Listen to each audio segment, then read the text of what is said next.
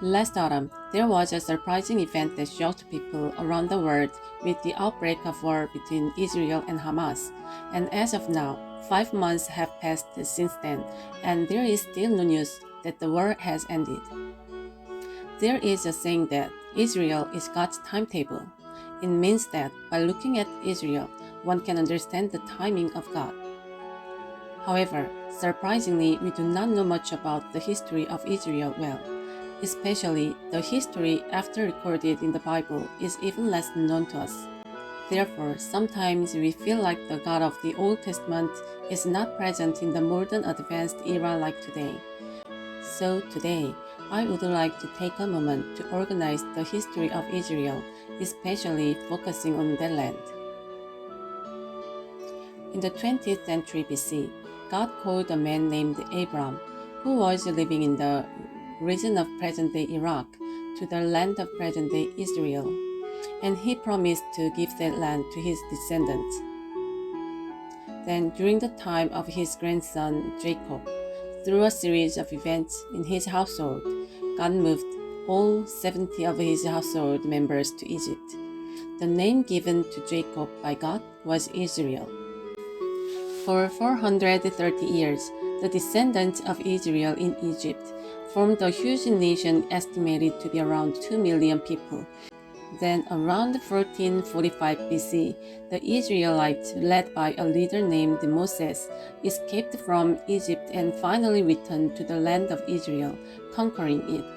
Through the period of Judges, around the 10th century BC, Saul became the first king of Israel, initiating the era of monarchy. During the reigns of King David and King Solomon, the first temple was built in Jerusalem. During the reign of Solomon's son, Israel was divided into northern kingdom of Israel and the southern kingdom of Judah. Afterwards, the northern kingdom fell to the Assyrians in 722 BC, and the southern kingdom fell to the Babylonians in 586 BC.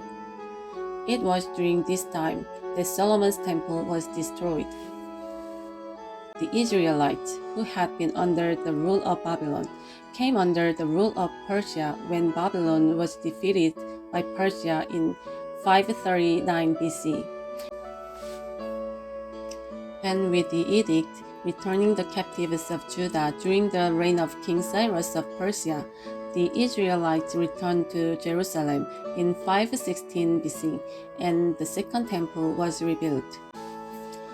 However, in 332 BC, they were conquered by Alexander the Great and came under Greek rule.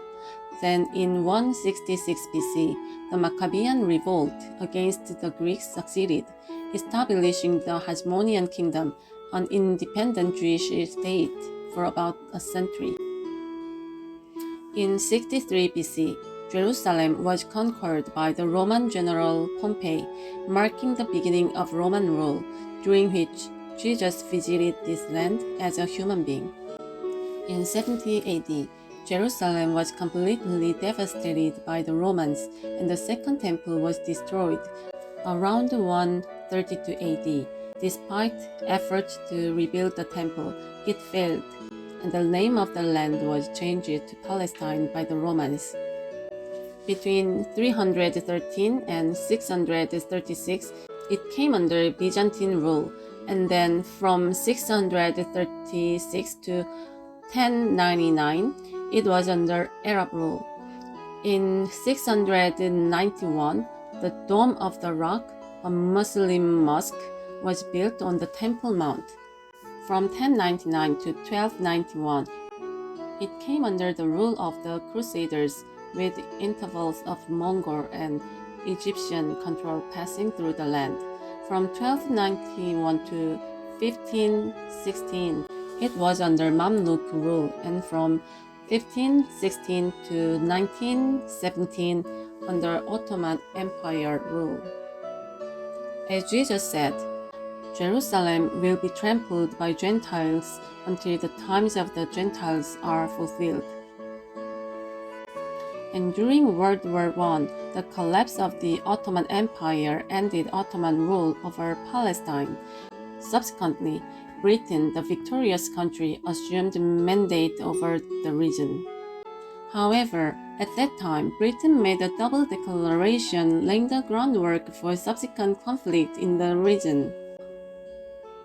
In other words, while promising to establish a state for the Arabs in the McMahon Declaration of 1915, it also guaranteed the construction of a Jewish national state in the Balfour Declaration of 1917. Around this time and afterwards, the Zionist movement and the Israel Reconstruction movement emerged, leading to the return of diaspora Jews from various countries to their homeland. Especially after Bolshevik Revolution in Russia in 1917, Jews residing in Russia and Poland immigrated massively to the land of Israel, leading to conflicts with the Arabs living there. During World War II, Jews who experienced the Holocaust in Europe intensified their efforts to establish their own country. Afterward, when colonial nations were liberated due to changes in the international situation, Israel declared its independence on May 14, 1948. The establishment of Israel is the fulfillment of the prophecies spoken through prophets such as Isaiah, Jeremiah, and Ezekiel.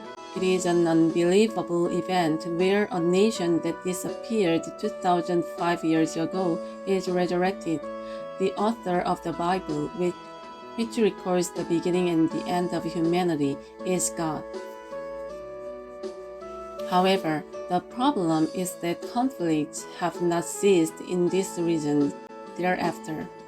Immediately after the Declaration of Independence, the First Arab-Israeli War broke out.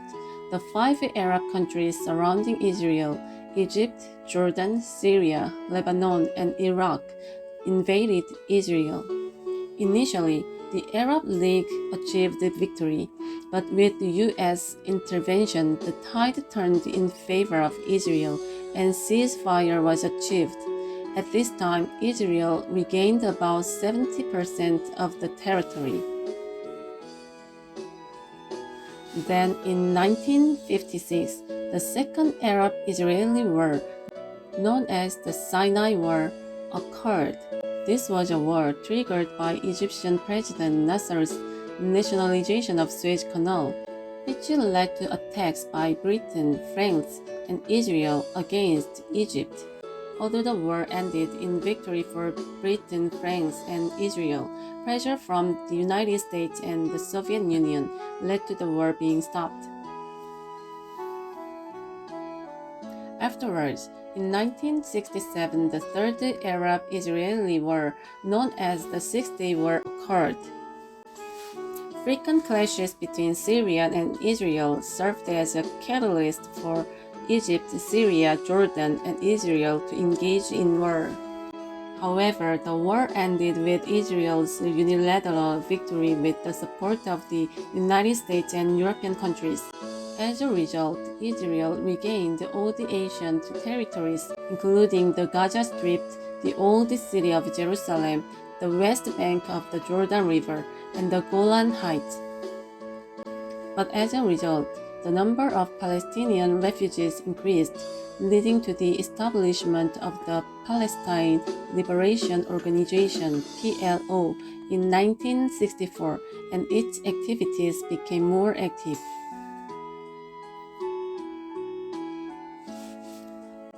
The First Arab-Israeli War began when Egypt and Syria attacked Israel during the Yom Kippur Day of Atonement holiday in 1973 to regain territory lost to Israel. Israel suffered heavy losses initially, but began counterattacks within 6 days, leading to a ceasefire under a US-Soviet resolution. Subsequently, various efforts have been made by the international community to achieve peace between Israel and the Arabs. In 1978, U.S. President Carter led the Camp David Accord, which led to a peace agreement between Israel and Egypt. However, this brought about resistance from the Arab side.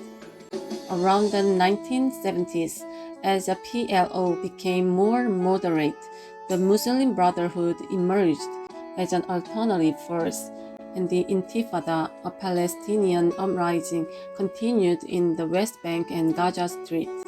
In 1987, Hamas was founded as a subdivision of the Muslim Brotherhood. In 1993, to end the ongoing Intifada, Israel and the PLO signed the Oslo Accord under the mediation of US President Bill Clinton. This agreement was an official recognition of the two-state solution, recognizing Israel and Palestine as separate countries, but it has not yet been achieved. Instead, the Oslo Accords between Israel and the PLO led to a hardening of Hamas, and Hamas opposes it, engaging in suicide bombings and other terrorist activities. In the continuum of these events, last year's Hamas attack on Israel occurred. Instead of ending quickly as expected, the war prolonged, and the world watches with concern if it will escalate into the Fifth Middle East War. Looking at these times, it feels like we were indeed in the last days. However, we can see from various scriptures that before the second coming of Jesus, there will be the third temple in Jerusalem. Therefore, the return of Jesus is not imminent. Before his return, the temple will be built first. The prophecies of the Bible were being faithfully fulfilled even now. Therefore, we must diligently study the Bible, observe the workings of the Word carefully, and learn to discern the times. We should strive to see beyond our limited perspectives and understand the Word broadly. Only then we can prepare ourselves, our families, and our churches for the future amidst the rapidly changing world. And we can avoid being misled by the fear of impending end times.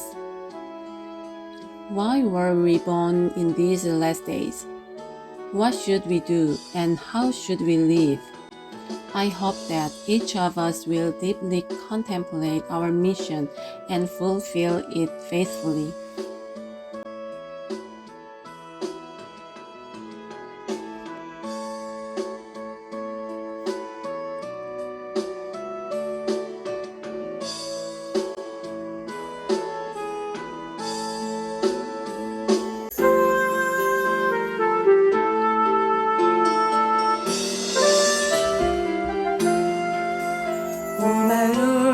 With heavenly spiritual blessings, may you bless my complete poor soul. Oh my Lord, with the fullness of the Holy Spirit, may you bless our family. Please fill me with your love, your peace, and your joy. You are the only God of the whole world. All things are in your hands. May the blessings from the heaven continue forevermore. Oh my Lord, with a life that only follows you, let me live with thanks to you. Oh my Lord, with the fullness of the Holy Spirit, may you bless our church. Please fill me with your love, your peace, and your joy.